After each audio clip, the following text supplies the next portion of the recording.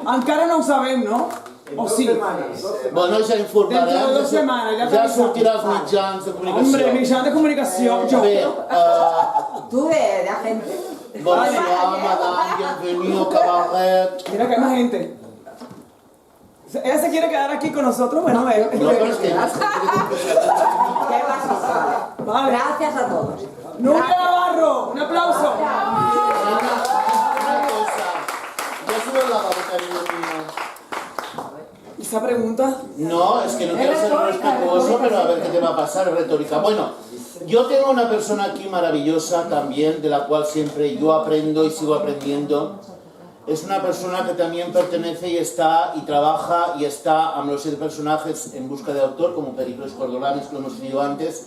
A veure, jo d'escriure amb aquesta persona no tinc paraules, perquè si no tinc paraules perquè és una persona que el que importa és la humanitat, però és un gran artista.